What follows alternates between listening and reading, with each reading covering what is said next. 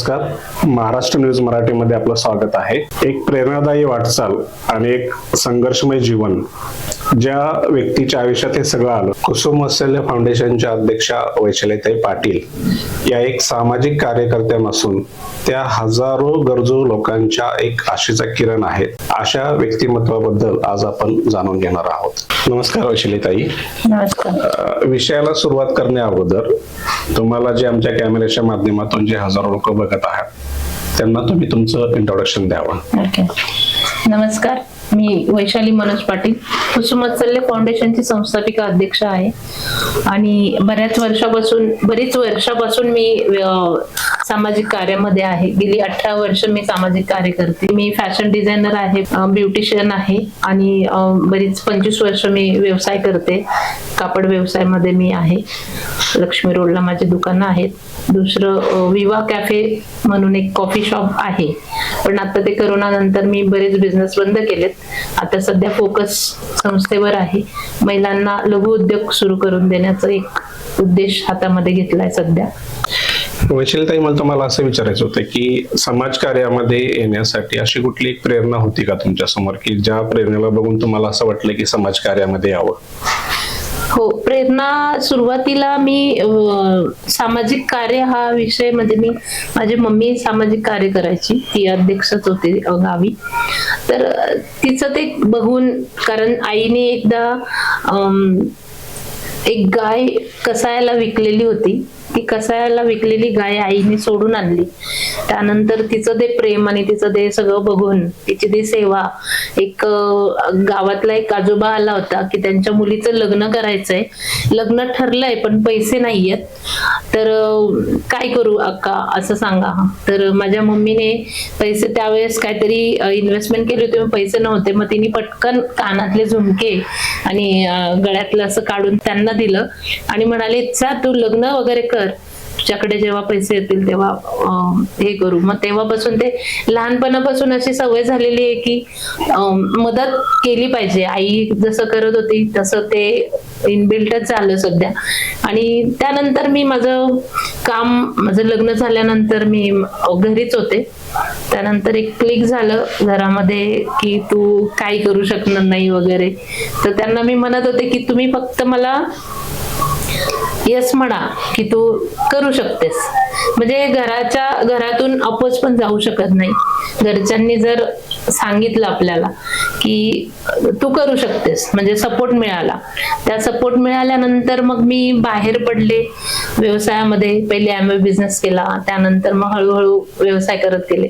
त्यानंतर बऱ्याच गोष्टी अशा खूप आल्यात की, पण ते जी सवय झालेली होती लोकांना सेवा करायची, मग ती माझ्याकडे कोणीही आलं अगदी तरी पण हा ठीक आहे असं ती सवयच झाली. आणि आता असं झालेलं आहे की कामं वगैरे सोडून मी सामाजिक कार्यामध्ये जास्त वलय माझा होत चाललाय.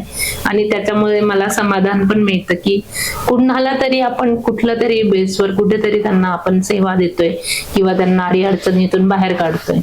त्यामुळे मला आज आवडतं अजूनही की सेवा हेच परम धर्म आहे असं मला वाटतं आणि मी ते करत चालली आहे. समाजकार्य करणं हे कोणाचंही काम नाहीये, ते रक्तात असावं लागतं असं बरेच जण म्हणतात. मग तुम्हाला समाजकार्याचा वारसा मिळालेला आहे की तुम्ही ती चॉईस म्हणून घेतलेला आहे? ऍक्च्युली याच्यामध्ये चॉईस, सामाजिक कार्य करायला चॉईस हा विषयच नसतो.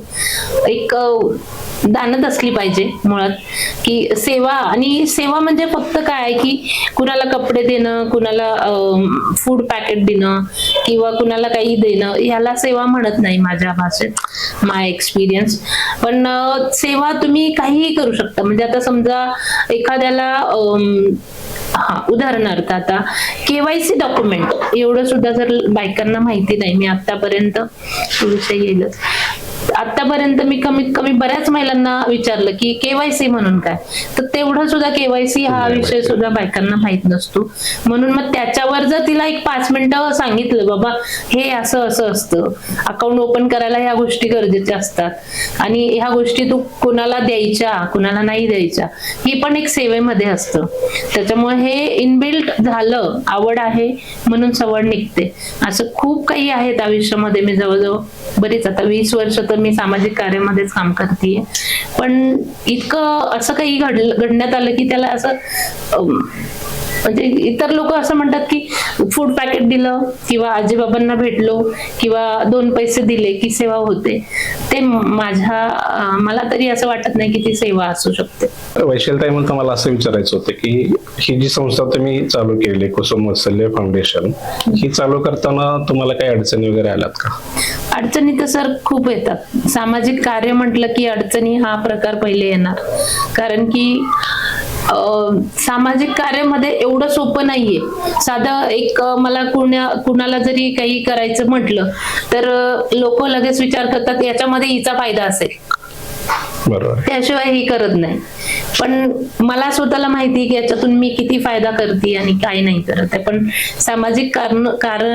सामाजिक कार्य करणं अतिशय अवघड आहे.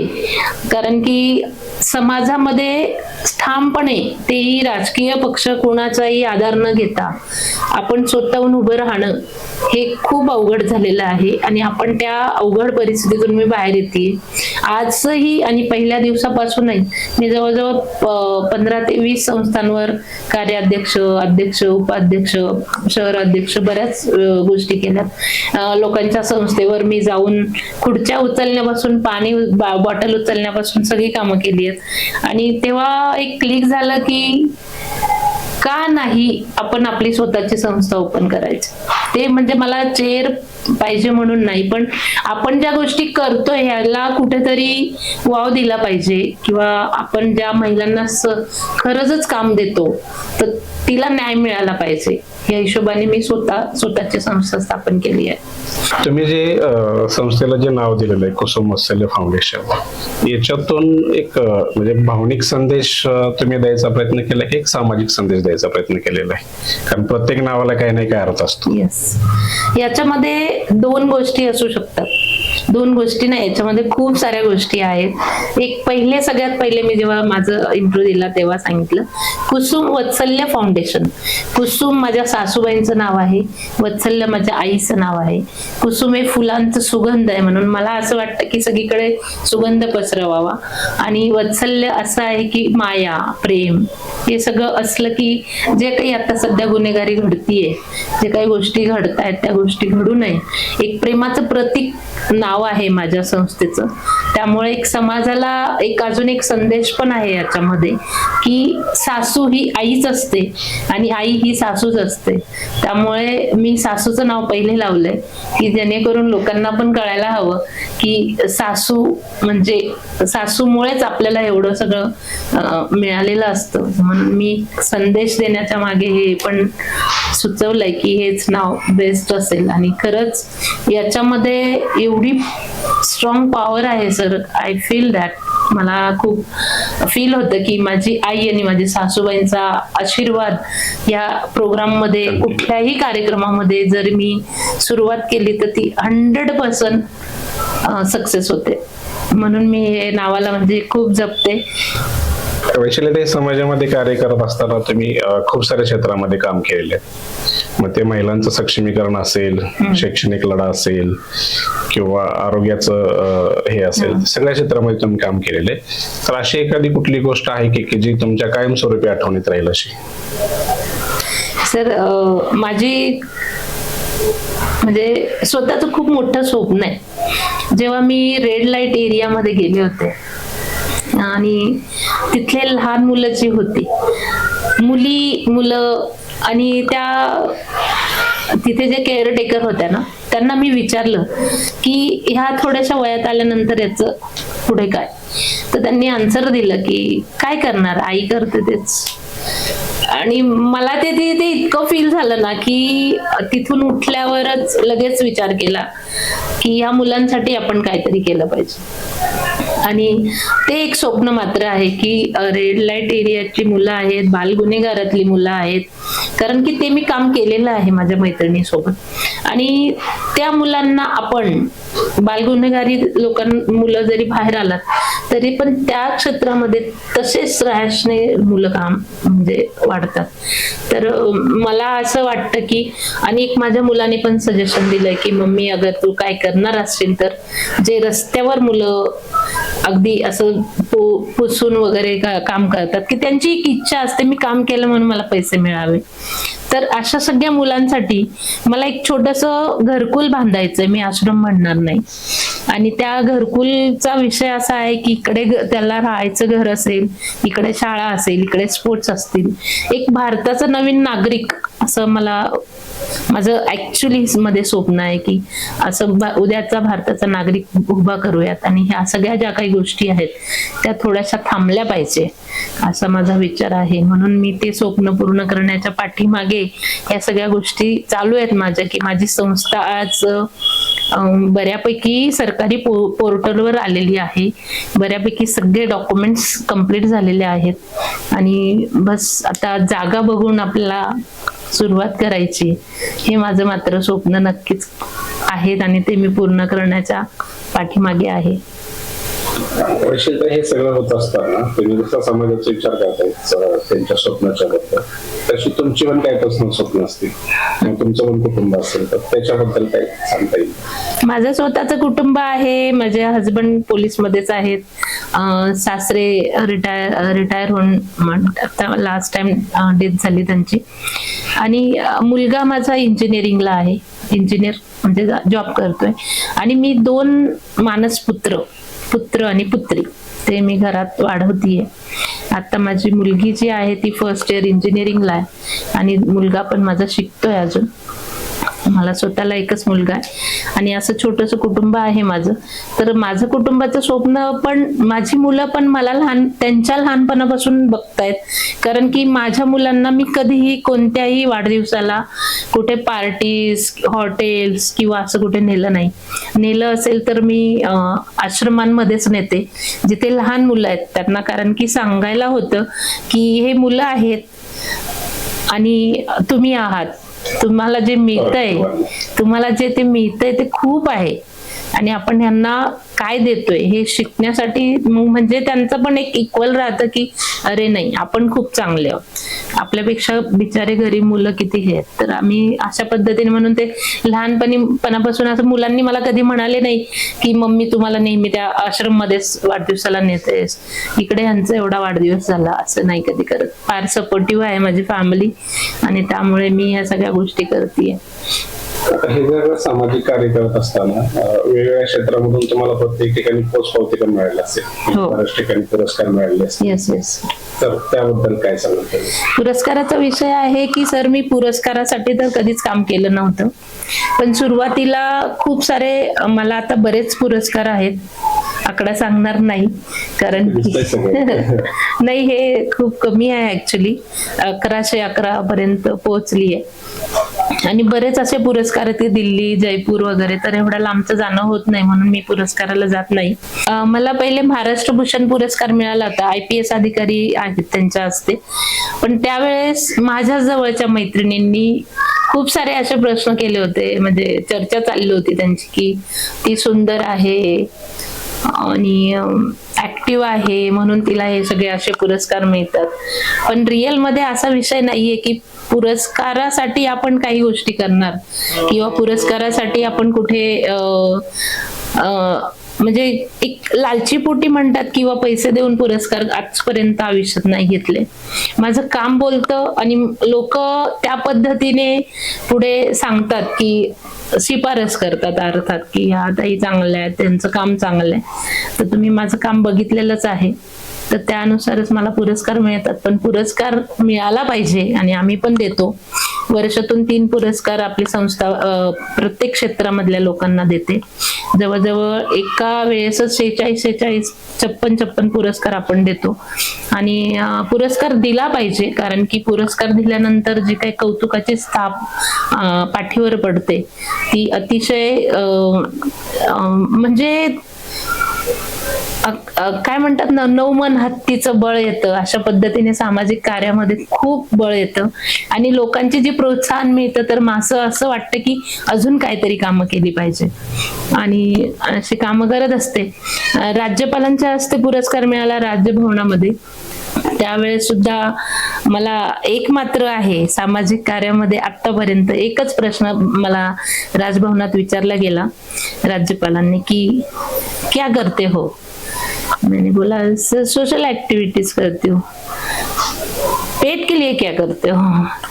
तेव्हा जरा क्लिक झालं की जोपर्यंत तुम्ही स्वतःच काहीतरी करणार नाहीत तोपर्यंत तुम्ही फक्त सामाजिक कार्य करण्यामध्ये आयुष्य पुढे घालू शकत नाही. कारण समाजाचं पोट आहे ते कधी भरतच नाही. त्याच्यामुळे त्यावेळेस ते क्लिक झालं आणि मग नंतर विचार केला की सामाजिक कार्यामध्ये फक्तच फूड वाटप आणि ह्या गोष्टी न करता आपण जर महिलांना लघु उद्योग चालू करून दिले, घरी उद्योग चालू करून दिले किंवा त्यांना मोटिवेट केलं तर 100% याच्यामधून पैसे उपलब्ध करतील आणि बऱ्याच गोष्टी होऊ शकतात. तर त्यानंतर मग मी तिकडनं आल्यानंतर मी हा एक विचार केला की मी स्वतः व्याख्यानं पण देते. व्याख्यानांमध्ये मला ऑन दी स्पॉट जोही तुम्ही विषय सांगितला त्या विषयावर मी व्याख्यानं देत असते. गावखेड्यात बऱ्याच ठिकाणी झालेले आहेत. आणि त्यानंतर मोटिवेशनल मधून जेव्हा त्या महिलांचे विषय निघाले, माझा नंबर घेतल्यावर तिथूनच मला बरेच लोक, कोणी लग्नच व्यवस्थित नाही, नवऱ्याचंच प्रॉब्लेम्स आहेत, सासूच त्रास देते, अशा बऱ्याच गोष्टी आहेत की बायको नवऱ्याला त्रास देते, ताई काहीतरी करा. मग त्याच्यातून समूह उद्देश आपण सुरू केलं आणि त्यानंतर 1600 कुटुंब आपण जोडलेत आतापर्यंत. आणि त्यानंतर लघु उद्योग जे चालू केलेत, मी मोटिवेशनल आतापर्यंत 1 ते 1.5 लाख महिलांपर्यंत आपण पोहोचलेलो आहोत. मोटिवेशनल स्पीकर म्हणून किंवा काय त्यांची प्रश्न आहेत त्या प्रश्नांची उत्तरं देण्याकरता. आणि त्यानंतर त्यातून घडत गेल्या. मग बऱ्याच महिलांनी, कोणी पार्लर्स टाकली, कोणी शिलाई कढाई केली, कोणी काही केलं आणि कोणी मेणबत्ती, पेन्सिल, अशा प्रकारे इतके सारे व्यवसाय सुरू झालेत ना. तर मला एक आनंद झाला की सामाजिक कार्यामध्ये आपण हे पण करू शकतो की समाजसेवा म्हणजे ही फक्त फूड न देता की आपण त्यांना त्यांच्या पायावरही उभं करू शकतो. त्यात पण एक सेवाच आहे. म्हणून अशा पद्धतीने मला ते क्लिक झालं आणि आतापर्यंत आपण इथे बऱ्याच महिलांना आपण कामं दिलेली आहेत आणि इथून पुढेही तेच चालू आहे. कारण मी स्वतः ब्युटिशियन आहे, त्याच्यामुळे बऱ्याच गोष्टींमध्ये मी त्या गोष्टी म्हणजे माझं असं आहे की मला राजकारणाचा विषय सोडून सगळ्या विषयावर नॉलेज आहे. आणि मला असं वाटतं की आपण जे नॉलेज आहे आपल्याला ते जर वाटलं तर ते वाढणारच आहे. जर वाटलंच नाही तर वाढणार कसं. आज तुम्हाला जर काही गरज आहे त्या गोष्टीची, तुम्हाला त्यातलं नॉलेजच नाहीये, तर हा मला आहे, मी स्वतःहून सांगते की बाबा असं नाही असं कर. अरे म्हटलं हे बरं आहे. इवन त्यांना जर काही प्रोडक्ट घ्यायचं असेल तर मी त्यांना सांगते की इथे नाही तिथे प्रोडक्ट घे, तुझा फायदा होईल. आणि तू फक्त ते पार्लरचं न ठेवता त्याच्यामध्ये काहीतरी ऍसेसरीज ठेव, बिकॉज तुझा बिझनेस वाढेल. असं मी करत असते. जसं तुम्ही समाजासाठी करताय तसं समाजाने तुमच्यासाठी काय केलेलं आहे? समाजाने माझ्यासाठी काय केलं आहे? म्हणण्यापेक्षा जी संस्था आहे कुसुम वत्सल्य फाउंडेशन जे आहे, या संस्थेसाठी समाजाकडून काय झालेलं आहे? कुसुम वत्सल्य फाउंडेशन जेव्हा मी स्थापन केलं, हे तर मी बरीच वर्ष काम करत होते, पण असं वाटलं होतं की स्वतःची संस्था ओपन करावी. मग त्यानंतर मला एक महिला, एक मैत्रिणी जुळत गेला आणि बऱ्यापैकी सगळ्या मैत्रिणींची मला हेल्प होतीये. समाजाची हीच हेल्प माझ्यासाठी खूप स्ट्रॉंगनेस निर्माण करते, त्याच्यामुळे हिंमत आणि ताकद येते. आणि माझे कुसुम वत्सल्य फाउंडेशनवर आता जेवढेही पदाधिकारी आहेत त्या खूप अतिशय सहकार्य करतात, खूप मदत करतात. एक आवाज दिला तरी त्या येतात आणि बऱ्यापैकी त्यांच्या सपोर्टमुळे मी आतापर्यंत उभी आहे. आणि अशीच सगळ्यांची मदत मला मिळावी एवढीच माझी इच्छा आहे. आणि खूप सारे मिळतात, म्हणजे बरेच लोक असे आहेत की काय हवंय. इवन असं नाही की सगळे पैशांनीच, पण शारीरिक असेल, कुठे मानसिक संतुलन बिघडलं असेल, कुठे काय काम करत असताना बऱ्याचशा लोकांनी तुम्हाला सहकार्य केलं असेल, मदत केली असेल, तर सुद्धा तुम्हाला त्यांचे आभार व्यक्त करायचे असेल तर तुम्ही कोणाचे आभार व्यक्त कराल? मी सगळ्यात पहिले माझ्या एनर्जीचे आभार मानतो, म्हणजे मला ती एनर्जी 100% मला मिळते. दुसरं, मी समाजाची इकडे जे आहेत म्हणजे मित्र मैत्रिणी आजूबाजूचे सगळे सहकारी त्यांचे मी आभार मानणार आणि सगळ्यात पहिले महत्वाचं माझ्या आईला आभार मानणार. आई आणि सासूबाई माझ्या फॅमिली यांचे मी आभार मानणार कारण की त्या होत्या म्हणून मी आज इथपर्यंत आहे. आणि माझे हजबंड असतील किंवा माझे मुलं असतील त्यांचे पण मी आभार मानणार.